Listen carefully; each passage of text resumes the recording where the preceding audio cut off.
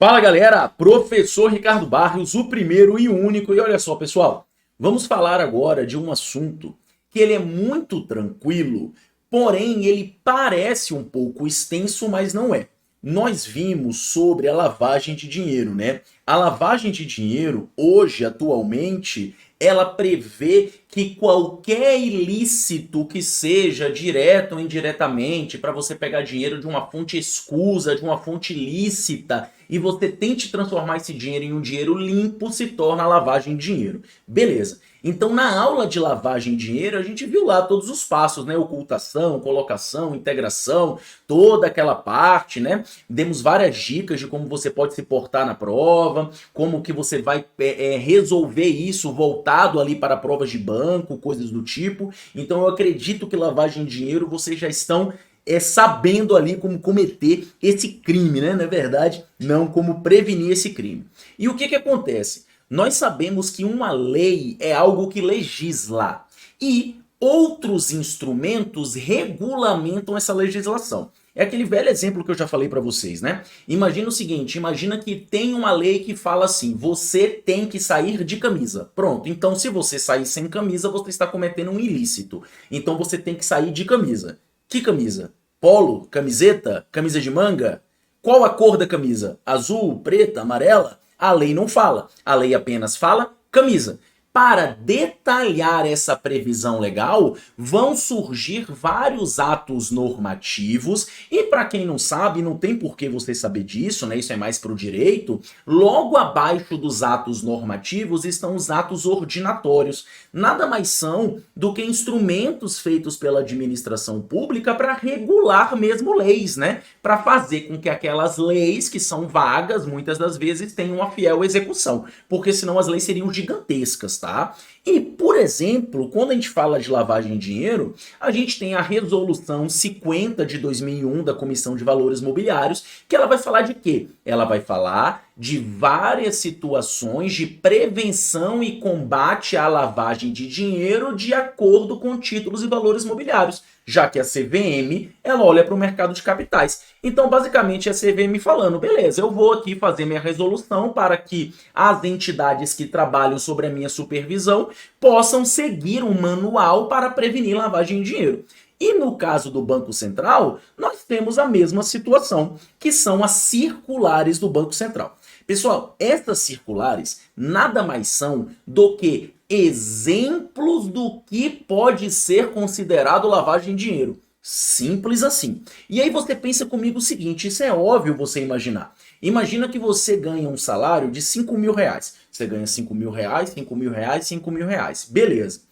Todo fim de semana você tá no iate, comendo churrasco, cheio de amiga no iate, que como vocês sabem, inimiga não dá nada pra ninguém, e gastando pra caramba, uma vida de luxo. Ou você é amigo do Neymar, ou então da onde você está tirando esse dinheiro. Então perceba, o seu gasto está se mostrando incompatível com sua renda. Qual é a primeira pergunta que você faz? De onde veio esse dinheiro? Esse dinheiro está vindo da onde? Perceba que isso é um indício de lavagem de dinheiro. Outra coisa, como é que todos nós, réis mortais, recebemos nosso salário? Recebemos nosso salário uma vez no mês. Então, show de bola. Uma vez no mês a gente recebe ali o nosso salário. Maravilha. Agora imagina que o banco tem uma pessoa que recebe salário e de repente ela começa a vir todos os dias e depositar 600 reais, 700 reais. 3 vezes por dia depositando 200, dinheiro pouco. Ou então começar a fazer depósitos muito diferentes. Um depósito de 30 mil, outro de 20, outro de 100 reais. Outro... É esquisito. Então são indícios que esta pessoa possa estar envolvida com algum ato ilícito. Perceba, isso significa que a pessoa está envolvida em lavagem de dinheiro? Não. Por exemplo, eu vou dar uma situação que eu passei, né? Eu passei por isso. Eu sou servidor público, certo? Eu tenho um salário como servidor público, maravilha, é um bom salário, maravilha. Só que eu também sempre dei aula, eu tenho uma empresa e é óbvio que eu dei aula e tenho uma empresa buscando uma atividade lucrativa. Então podemos dizer que por mais que eu ganhe bem, pode parecer que eu tenho um padrão de vida que seja superior ao meu salário. Eu já fui questionado por isso porque eu tinha um Civic. Imagina, e eu nem tenho mais. Eu já fui questionado por isso dentro do serviço público. Olha, da onde está vindo esse dinheiro, né? Foi uma coisa informal. Eu falei, não, eu tenho uma empresa, tal, não sei o que. Beleza, morreu, acabou. Então perceba, ter um indício não significa que você é culpado. E basicamente, essas circulares vão simplesmente listar esses indícios. Então é um serviço de lógica. Você pensa o seguinte, cara, ele ganha um salário. Como é que ele gasta tudo isso? Isso é muito comum. Ou ele tá roubando, consequentemente tá lavando dinheiro, né? Porque se ele tá roubando, esse dinheiro aí é sujo, é proveniente de um ilícito, então é um dinheiro que tem que ser lavado, tá bom? Outra coisa que vem junto com a lavagem de dinheiro, que eu já falei para vocês na lei anticorrupção, se vocês já estudaram isso, né? É o conceito de compliance. Pessoal, compliance significa uma empresa que segue as regras. Então, por exemplo, o Faz Questão paga os seus impostos? Paga, infelizmente. O Faz Questão paga seus funcionários, paga seus tributos, paga as coisas, é uma empresa limpinha, sem situações escusas? Sim. Então, Faz Questão é uma empresa que tem compliance. Obviamente, pense comigo, onde é mais fácil para eu controlar essa integridade da empresa? Uma empresa pequena com 6 funcionários, como é a Faz Questão, ou imagine se a gente vira um grande conglomerado e tenha 6.000 funcionários. É óbvio que quanto maior o porte da empresa, mais difícil dessa empresa manter o compliance. Consequentemente, mais a empresa tem que investir em programas de integridade, em sistemas informatizados, em situações na qual a própria empresa, os próprios sistemas empresariais consigam efetivar esse controle interno, porque não tem mais como o olho do dono ficar ali o tempo todo. Tá compreendendo? Então, quando a gente fala compliance, programa de integridade, a gente está falando que a empresa é limpinha, que ela segue as normas. E é óbvio, se uma empresa tem compliance, essa empresa vai ter lavagem de dinheiro? Estima-se que não, porque lembre-se de uma coisa fundamental. Por mais que o sistema de compliance seja maravilhoso, o melhor do mundo, é impossível eliminar risco. O risco sempre existe. O que a gente consegue fazer é mitigar os riscos, é diminuí-los, gerenciá-los. Então, por mais que exista um programa de compliance, pode ser que tenha funcionário desviando recurso, fazendo coisa escusa, ou o próprio dono da empresa, etc, etc, etc. Tá bom? Então, basicamente, essas duas circulares são isso. Uma trata sobre o compliance, que é isso que eu acabei de falar para vocês, e a outra trata sobre exemplos que podem caracterizar a lavagem de dinheiro, tá bom? Essa aqui é a explicação de uma maneira geral, certo? Então agora eu vou estar falando para vocês aqui os principais pontos que vocês devem se atentar. Então perceba que aqui eu vou lá e defino o que é compliance, né? Tranquilo. Todas as instituições autorizadas pelo Banco Central têm que adotar essa circular, até porque o circular é uma ordem. É como se fosse o seguinte, lembra daquela brincadeira que eu falei? Que o Conselho Monetário Nacional é o pai que trabalha fora, e o Banco Central é a mãe que faz as ordens serem seguidas, que faz com que as regras sejam estabelecidas?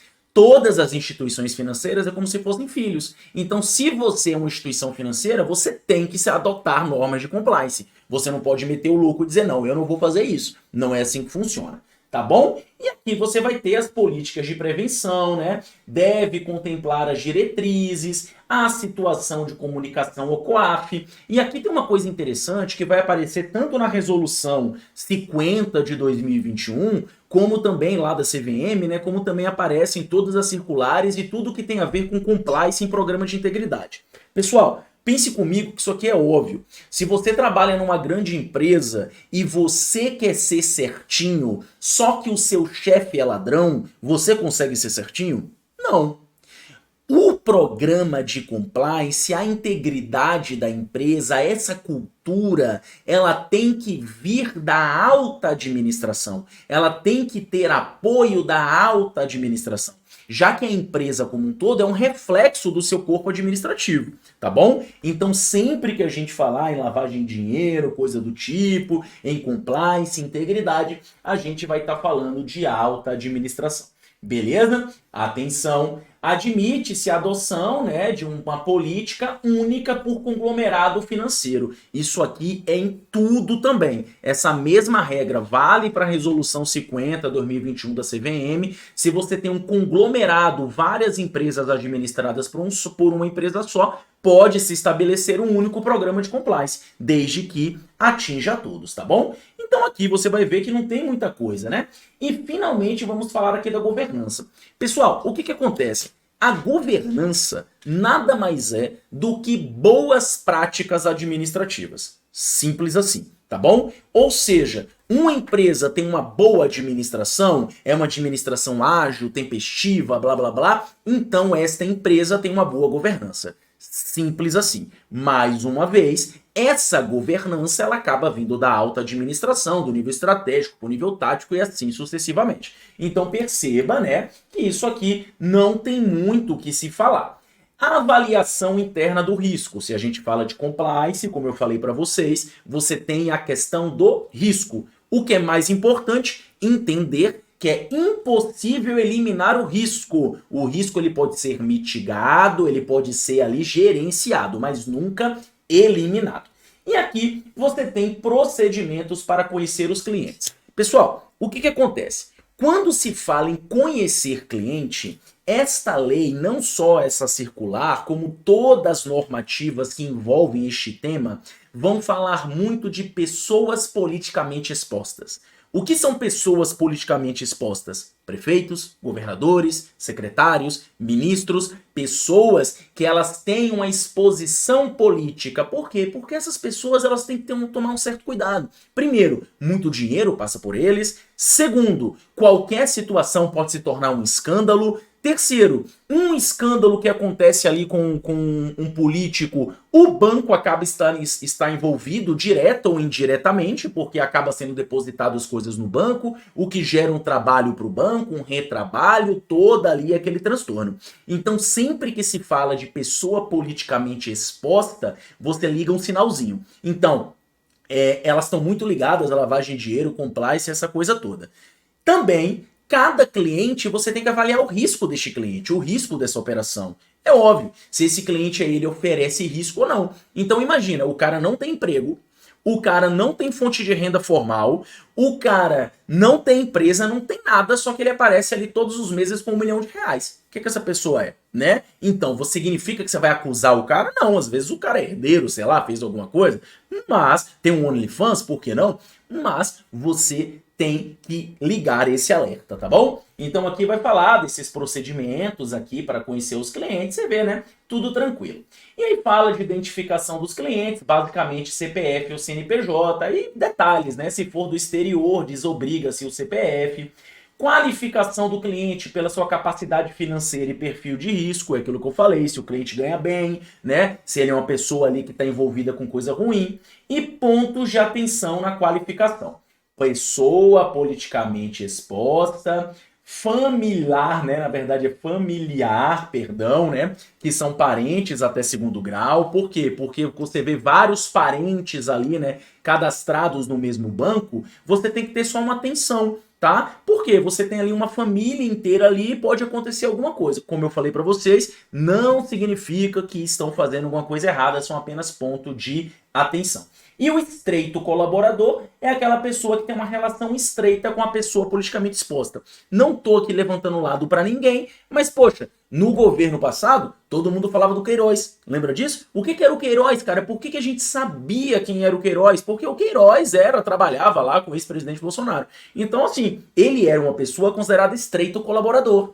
Então, veja, quais eram as relações dele ali? Era tudo notícia de COAF, essas coisas todas. Porque você acha que vai ser uma pessoa politicamente exposta que vai botar a mão na massa? Não. Quem vai acabar botando a mão na massa, fazendo uma coisa errada, etc e tal, seria, né, esse estreito colaborador. Então, são pontos de atenção. Pessoal, de maneira geral, Essa circular é isso, tá? Vai falar de compliance, cadastrar os clientes, os riscos dos clientes, etc, etc, etc. Então aqui tá tudo bonitinho. Aqui uma situação, né? É vedado às instituições iniciar relações de negócios sem que os procedimentos de identificação e qualificação estejam concluídos. É óbvio, né, gente? O banco, isso aqui é uma coisa até engraçada. Eu vi uma vez um podcast que o cara chegou para trabalhar na Suíça, isso é verdade, pelo menos segundo o cara falou, né? O cara foi trabalhar na Suíça e ele tava ganhando um salário lá, que era tipo assim, equivalente a 30 mil reais, né? Lá em coroa, franco, suíço, sei lá qual é a coisa. E aí ele foi abrir uma conta no banco. Aí ele chegou no banco, ele foi lá e falou assim, ó, quero abrir uma conta. O cara falou, não, não, beleza, e aí? Quanto você vai depositar? Ele falou, não, eu vou depositar meu salário, para eu receber meu salário. O cara falou assim, tá, e o resto? Aí ele, não, que resto, pô, é meu salário, eu vendi um carro, eu posso botar o dinheiro aí. Ele, não, não, não. Mas e o resto? Aí o cara, que resto? E aí ele vai discutindo sobre isso, porque todo mundo sabe que a Suíça, ela é muito famosa por ser um paraíso fiscal, né? Porque a Suíça, ela não quer saber de onde vem o dinheiro. Isso é lei interna da Suíça. A Suíça é tão hardcore que a Segunda Guerra comendo solta, a Segunda Guerra a Europa toda lá se matando e a Suíça, meu irmão, que é um paiseco desse tamanho, todo mundo em volta se matando e ninguém brigando com a Suíça, porque é dinheiro. Pra quem já viu Game of Thrones, a Suíça é bravos, é o banco de bravos, né? Então, pessoal, lá não se qualifica o cliente, não se identifica. Aqui no Brasil, não. Aqui você tem que qualificar, você tem que identificar o cliente. Se você for começar. Perdão. Se você for começar uma operação com esse cliente sem qualificá-lo, isso é um ilícito, né? É uma infração. Então não pode acontecer. Tá bom? E aí vai botar aqui o período máximo de 30 dias, né? Para qualificar. Beneficiário final é a pessoa que acaba ali, né, recebendo mesmo dinheiro, né? Então, ó, é considerado os procedimentos de qualificação, a análise da cadeia de participação societária até seu beneficiário final. E é também considerado o beneficiário final o representante, inclusive o procurador. Como assim? Imagina que o Faz Questão tem 300 funcionários. Aí uma pessoa vai abrir uma conta lá do Faz Questão, eu mando meus documentos como procurador, papapá. Tem que saber quem é que vai receber esse dinheiro, quem é o beneficiário final, no caso seria o dono da empresa, né? E por aí vai. Então você sempre tem que conseguir identificar e qualificar esse seu cliente. E, gente, mais uma vez aqui, pessoa politicamente exposta, né? Então aqui tá todos os exemplos de pessoa politicamente exposta. Não tem nenhum tipo de segredo. Então veja, né, que são detentores de mandato eletivo. Para quem não sabe, mandato eletivo é mandato que você ganha por eleição. Tipo vereador, prefeito, governador, presidente, por aí vai, né? Deputado. Altas autoridades da administração, presidente do INSS, diretor da Transpetro, essa galera aí são consideradas pessoas politicamente expostas. Então aqui vão dar vários exemplos de quem são essas pessoas politicamente expostas, porque como eu falei para vocês, é algo que tem que ter uma atenção maior por parte do sistema financeiro. E aqui você vai ter uma lista, né, de todas as pessoas que são pessoas politicamente expostas. Pessoal, baseado em todas as questões que eu já vi sobre essa circular, independente da banca, sendo Sesgran-Rio ou outra, lembrando que essa circular é de 2020, então a gente não teve muito tempo para ter questão sobre isso aí. O que você precisa compreender é o seguinte, o que é compliance, a necessidade de você identificar e qualificar os clientes e saber o conceito de pessoa politicamente exposta. No mais, são 5 páginas de material que é para você ler. O material é feito para você ler, tá bom? Alguma dúvida aqui? Eu vou continuar agora com a circular 4001. Então aqui nenhuma dúvida, né? Tudo tranquilo. E vamos então continuar a nossa brincadeira. Beleza. Essa aqui, essa circular 4001, como eu acabei de falar, é uma circular chata. Por quê? Porque, pessoal, ela não tem o que aprender. Essa circular, basicamente, é o seguinte: situações que podem indicar lavagem de dinheiro em tal. Aí vai botar um monte de situação.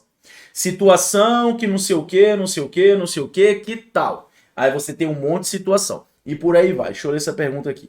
Essa resolução aí eu fiz o resumo, compliance, governança, etapas de qualificação. É isso aí mesmo, cara. Não tem muito o que falar. É isso, né? Uma circular pequenininha, então não tem muito o que falar aí não. Beleza? Então essa circular 4001 basicamente é isso. É você ir sabendo as situações que podem indicar lavagem de dinheiro de cada coisa. Certo? Então, vamos lá. Como eu coloquei aqui, é uma alma da circular você entender quais operações são consideradas suspeitas e a relação exemplificativa. Como assim? São exemplos. Por exemplo, se eu chego para você e falo assim, indícios que a sua namorada tá te traindo. Tocou o celular dela, ela esconde. Você manda mensagem para ela, ela não responde. Parei, não falei mais nada. Significa que não existe outro indício? Existem outros indícios. Só que eu só te falei dois. Uma lei exemplificativa, uma normativa exemplificativa é isso, ela dá exemplos. Então são indícios que pode ser considerado tal, tal e tal e tal. Só isso não, e mais tudo. Esses são os exemplos que a lei calhou de lhe dar. Por isso que você tem que compreender a alma do negócio. É diferente de uma resolução, de uma normativa taxativa. Taxativa é o seguinte, é isso, isso e isso. E acabou. Ah, isso aqui. Não é. É isso, isso e isso. Essa circular é exemplificativa. Tá bom? Beleza? Show de bola. Cadê o roubado, amigo? Cara, eu vou dizer pra você, cara, eu não vou jogar essa praga, né? Mas até onde eu sei, eu acho que eu nunca fui traído, cara. Eu já tive muitas namoradas, até onde eu sei. Agora, pode ser que eu já tenha sido, né? Fazer o quê? Mas assim, eu nunca soube, nunca descobri, nunca terminei, nunca foi um fato assim de término, nada do tipo. Eu nunca fiquei sabendo depois, nunca teve história posterior, né? Então, eu acho que eu tive sorte nesse quesito aí, né? Mas vai saber, né? Por isso que eu não vou nem falar demais, né? Porque é aquela coisa.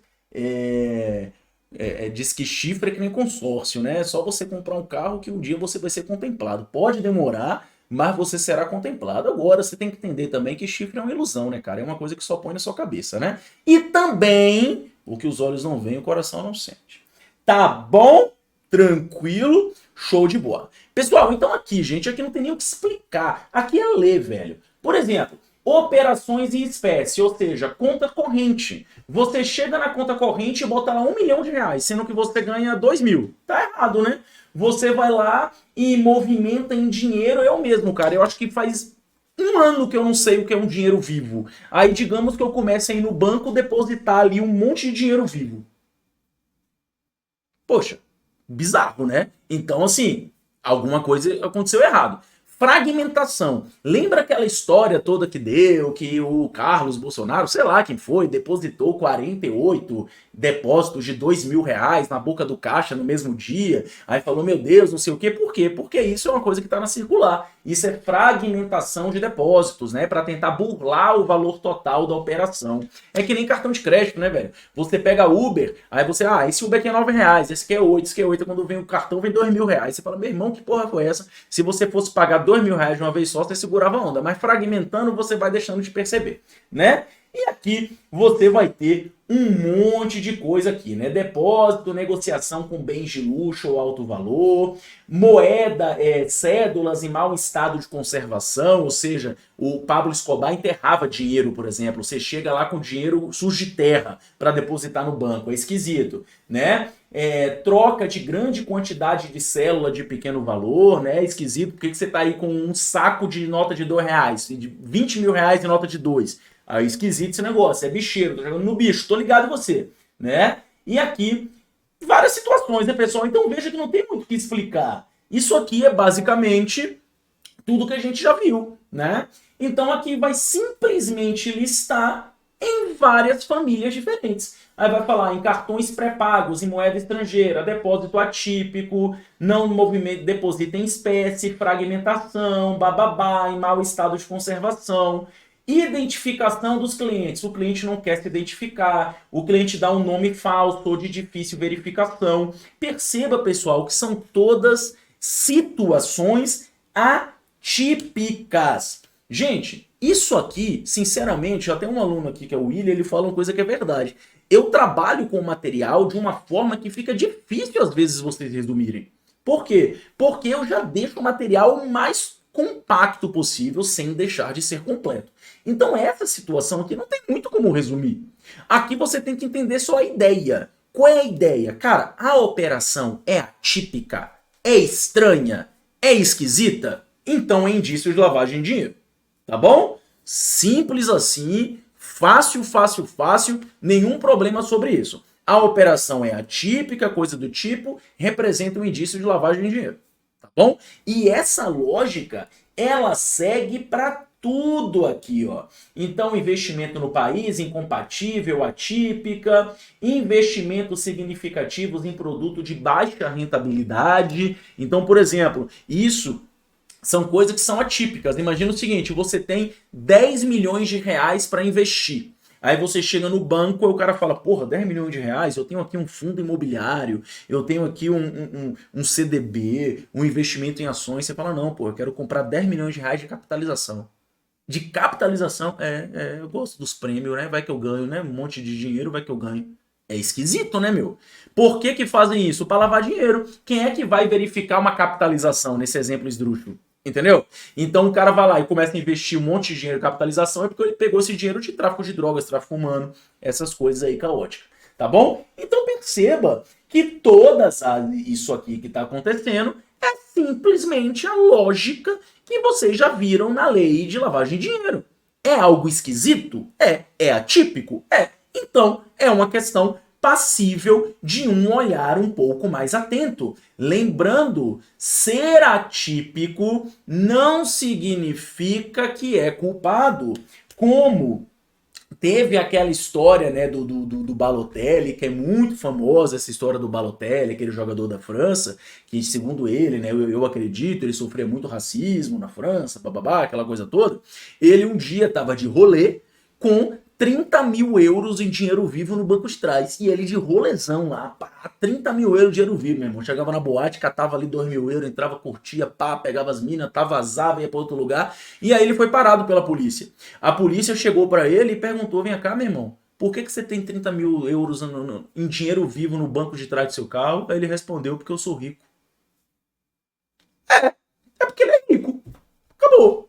Significa, é um indício? Quem é que anda com 30 mil reais no banco de trás? 30 mil euros. É um indício? Óbvio. Significa que o cara é ladrão? Tá fazendo lavagem de dinheiro? Não. É um indício. Certo? Inclusive, isso aqui tem que ser tratado com certo cuidado pelos bancos. Agora, comunicar indício não dá direito à pessoa processá-lo. Isso é uma coisa interessante. Por quê? Porque senão os bancos ficariam com medo de comunicar qualquer indício. E outra, comunicar um indício, é Itália, não é verdade, Alex? Perdão, não é França, não. Comunicar um indício não significa que isso vai ser falado para todo mundo. Hoje a gente está numa era de espetacularização, né? Então até ver se o cara é culpado ou não é culpado, meu irmão, já acabou a vida da pessoa, né? Então, o tal do segredo de justiça praticamente não existe hoje aqui. Mas, basicamente, essa resolução, essa circular, protege isso. Se houver algum indício, você pode comunicar o COAF vai lá dar uma olhada, ver se tem relevância, bababá. Ah, mas o cara acabou sendo interrogado e não gostou, vou processar o banco. Não, o banco só fez o seu papel, só fez o seu trabalho.